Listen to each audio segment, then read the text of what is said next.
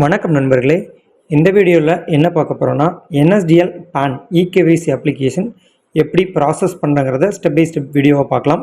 நம்ம user ID login பண்ணிக்கோங்க. உள்ளே போனதுமே சப் அலர்ட்டில் அமௌண்ட் இருக்கான்னு பார்த்துக்கோங்க. இருந்ததா மினிமம் பேலன்ஸ் இருந்ததுக்கப்புறம் கேவைசி சைன் அப்ளிகேஷன் டாஷ்போர்டுக்கும் அதை கிளிக் பண்ணிக்கோங்க. அதை கிளிக் பண்ணதுமே என்எஸ்டிஎல் பேன் சர்வீஸ் அதை கிளிக் பண்ணியுமே அப்ளிகேஷன் மோடு காமிக்கும். நம்ம இப்போ யூஸ் பண்ணுறது இசைன் மோடு 3 days இபேன் தான் நம்ம யூஸ் பண்ண போகிறோம். Photo, sign, Aadhaar, PDF, birth certificate upload பண்ணணும். நியூ கார்டு தான் டெமோ பார்க்க போகிறோம். எனக்கு இபேனும் வேணும், ஃபிசிக்கல் பேனும் வேணும். ஸோ இந்த condition name as per Aadhaar கார்டில் எப்படி இருக்கோ பேர் அப்படியே போட்டுக்கணும். அடுத்தது ஆதார் நம்பர் டைப் பண்ணுறோம். தென் கஸ்டமருக்கு பேனில் என்ன மெயில் ஐடி கொடுக்கணுமோ அந்த மெயில் ஐடி, மொபைல் நம்பர், இது கஸ்டமர் தான் கொடுக்கணும், ஓனாக கொடுக்க வேண்டாம். மொபைல் நம்பர் போட்டுக்குங்க. அடுத்தது மெயில் ஐடி போட்டுக்குங்க. இது எல்லாமே கஸ்டமர் இது கொடுத்துக்குங்க better. Mobile number, email ID போட்டதுக்கப்புறம் ஒரு வாட்டி செக் பண்ணிக்கோங்க. Esign application, new PAN form, both physical PAN, epan, name as per Aadhaar number, mobile number, email ID எல்லாமே கரெக்டாக இருக்குது.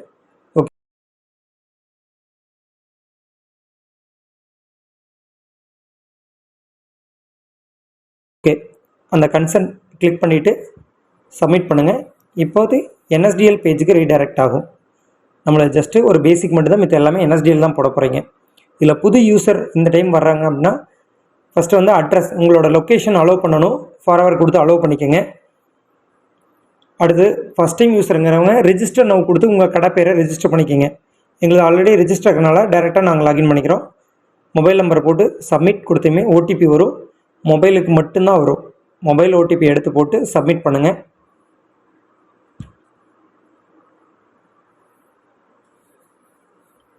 சப்மிட் ஆனதுமே நம்ம அப்ளை பண்ணுற பேஜ் ஓப்பன் ஆகும். இதுக்கு பேர் form 93 new application. First form 49A இருந்தது, இப்போ ஃபார்ம் 93 மாற்றிருக்காங்க. உங்களோட ஆதார் நம்பர் டைப் பண்ணிக்கோங்க. அடுத்து நேம் ஆஸ் பர் ஆதார். இதில் மைனர் கார்டுக்கு போட முடியாது, மேஜர் கார்டுக்கு மட்டும்தான் போட முடியும். டபுள் இன்சில் போட முடியாது, சிங்கிள் இன்சில் தான் உங்களால் போட முடியும். சிங்கிள் பேர் இருக்கிறது போடலாம், தென் அப்பா பேர் கூட இருந்தாலும் போடலாம், ஒன்றும் பிரச்சனை இல்லை. என்எஸ்டியில் பொறுத்தளவுக்கு ஸ்டில் ஃபாலோ பண்ணுற ஒரே ஃபார்மேட் லாஸ்ட் நேம்னா அப்ளிகன் நேம். ஸோ சிவதர்ஷினியை நம்ம லாஸ்ட் நேமில் போட்டுக்கிறோம். இன்சிலுக்குரிய ஃபுல் மீனிங் என்னவோ அதை ஃபஸ்ட் நேமில் போடணும். ஒரு எக்ஸாம்பிளுக்கு ஒரு சின்ன மாற்றம் இல்லை, ஸ்பெல்லிங் மிஸ்டேக்கோட போடலாம். என்ன எரர் வருதுன்னு உங்களுக்கு காமிக்கிறக்க வேண்டி ஸ்பெல்லிங் மிஸ்டேக்கோட போட்டிருக்கோம். அடுத்து டேட் ஆஃப் பர்த் போட்டுக்குங்க. எல்லாமே ஆதார் படி தான். சார் பர்த் சர்டிஃபிகேட் அப்லோட் பண்ணுறேன்ல, பர்த் சர்டிஃபிகேட் வேறு டேட் ஆஃப் பர்த் இருக்குது போடலாமா? நோ, ஆஸ் பர் ஆதாரில் என்னக்கோ அதே தான் போடணும்.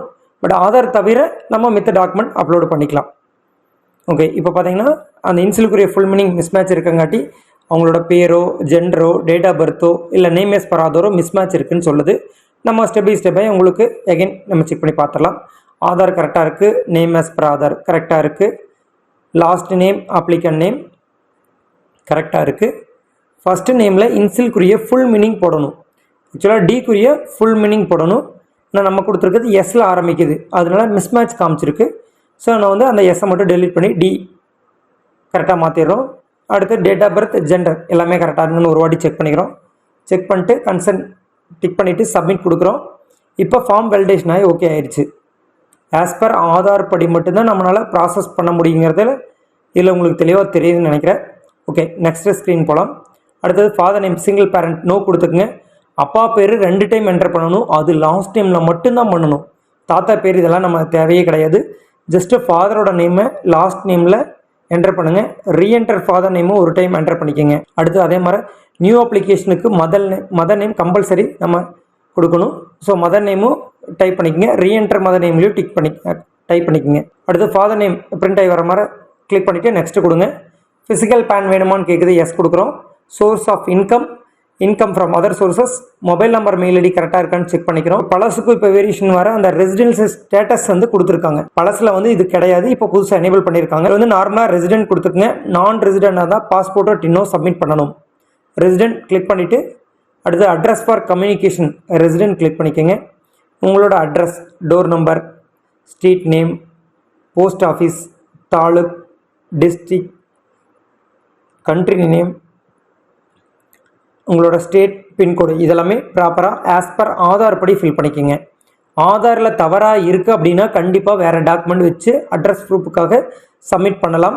இப்போ ஆதாரில் பழைய அட்ரஸ் இருக்குது, எனக்கு வந்து கேஸ் புக் இருக்குது, இபி பில் இருக்குது, ஸோ இது மாதிரி வேலிட் ப்ரூஃப் ஏதாவது இருந்தது அப்படின்னா நீங்கள் அதில் இருக்கிற அந்த டீட்டெயில்ஸ் கொடுத்துட்டு இங்கே என்டர் பண்ணிக்கலாம், தப்பு கிடையாது. முடிஞ்ச வரைக்கும் ஆதார் பேஸ் போடும்போது குயிக்காக வரும், இல்லை சேஞ்ச் டாக்குமெண்ட் கொடுத்தா வெரிஃபிகேஷன் ஆகி இன்னொரு நாள் கழித்து வரும். மித்தபடி ஒன்றும் பிரச்சனை கிடையாது. தாராளமாக இகேவிசி மோடில் அதர் தென் ஆதார் அட்ரஸுக்கு நீங்கள் கொடுக்கலாம். ஓகே, அடுத்து ரெப்ரசன்டேட்டிவ் எதாவது இருக்கான்னு கேட்குது, நோ கொடுத்துட்றேன். இப்போ நெக்ஸ்ட்டு கொடுத்துறேன். AO code auto generate. அடுத்தது ப்ரூஃப் ஆஃப் ஐடென்டிட்டி, பேருக்கான அடையாளத்துக்கு வேண்டி நம்ம ஆதார் செலக்ட் பண்ணுறோம். இது ஆதார் தான். அடுத்து அட்ரஸுக்கும் நம்ம ஆதாரவே செலக்ட் பண்ணுறோம். இப்போ டேட் ஆஃப் பர்த்துக்கு பார்த்தோம்னா ஆதார் இருக்காது, ரிமூவ் பண்ணிட்டாங்க. Driving licence, matriculation certificate, passport, birth certificate, pension payment order, central கவர்மெண்ட்டோட health scheme, voter ID, then வந்து பார்த்திங்கன்னா ஃபோட்டோ ஐடி கார்டு கவர்மெண்ட் கொடுத்தா ஏதாவது ஒரு இது, மெட்ரிகுலேஷன் சர்டிஃபிகேட், டொமக்ளைன் சர்டிஃபிகேட், இதில் நம்ம எது வேணாலும் பயன்படுத்தலாம். நான் இந்த கேண்டிடேட்டுக்கு பர்த் சர்டிஃபிகேட் செலக்ட் பண்ணிக்கிறேன். அடுத்தது ஃபோட்டோ சைன், நம்ம ஆல்ரெடி எப்போ போல் யூஸ் பண்ணுற ஃபார்மெட்டு தான். ஃபோட்டோவும் சைனும் அப்லோடு பண்ணுறோம். ஆல்ரெடி ஸ்கேன் பண்ணி வச்சுக்கோங்க ப்ராப்பராக. இது எல்லாமே 50 கேபியில் இருக்கணும். சைன் மட்டும் கொஞ்சம் கிளியரன்ஸ் பண்ணிக்கோங்க, கிளியராக வர்ற மாதிரி, அப்போ தான் பேனில் வந்து நீட்டாக வரும். அடுத்து டாக்குமெண்ட் அப்லோடு பண்ணுறோம். அவங்களே மென்ஷன் பண்ணியிருக்காங்க, please upload date of birth proof other than Aadhaar. நீங்கள் டேட் ஆஃப் பர்த்துக்கு கட்டாயமாக ஒரு ப்ரூஃப் சப்மிட் பண்ணணும்னு சொல்லியிருக்காங்க. நார்மலாக ஆதார் கார்டு, ரெண்டாவது பர்த் சர்டிஃபிகேட், இல்லைனா ஓட்டர் ஐடி, இது வேணால் வச்சுக்கலாம். நான் ஆதாரும் பர்த்து வச்சுட்டேன். ப்ளேஸ் கொடுத்துட்டு சப்மிட் பண்ணுறோம். ஒரு டைம் நம்ம ஃபார்மில் அடித்த டீட்டெயில் எல்லாமே கரெக்ட் பண்ணி பார்த்துக்குங்க, செக் பண்ணி பார்த்துக்குங்க. இந்த ஃபீல்டில் மிஸ்டேக் இருந்தால் இந்த ஸ்டெப்பை விட்டு அடுத்த ஸ்டெப்பே போக விடாது. இப்போ ஏதாவது ஒரு மிஸ்டேக் இருக்குன்னு அர்த்தம். ஃபஸ்ட்லேருந்து நீங்கள் கிராஸ் வெரிஃபை பண்ணிக்கணும். ஓகே, இப்போ நம்ம இந்த பேன் அப்ளிகேஷன் ஃபுல்லாமே ஒரு வாட்டி ரீசெக் பண்ணி ஃபைனல் சப்மிட் கொடுக்குறோம்.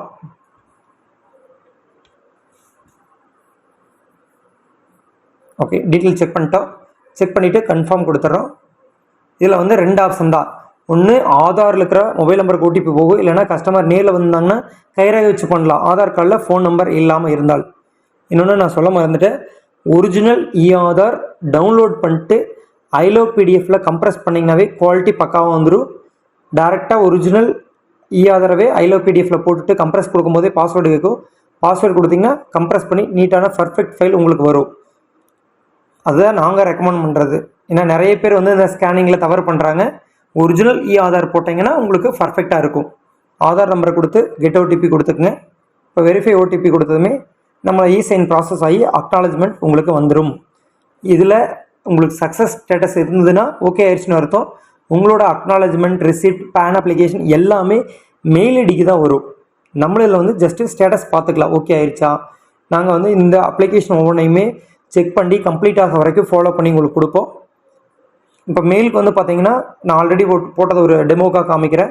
3ஆம் தேதி ஒரு பேன் அப்ளை பண்ணோம், அதுக்கான ரெசிப்ட் ப்ளஸ் பேன் அப்ளிகேஷன் வந்திருக்குது. இதுக்கு பாஸ்வேர்டு ப்ரொடக்ஷன் இருக்கும். உங்களோட டேட் ஆஃப் பர்த் தான் பாஸ்வேர்டு, ஸ்லாஷ் இல்லாமல் கொடுத்துக்குங்க.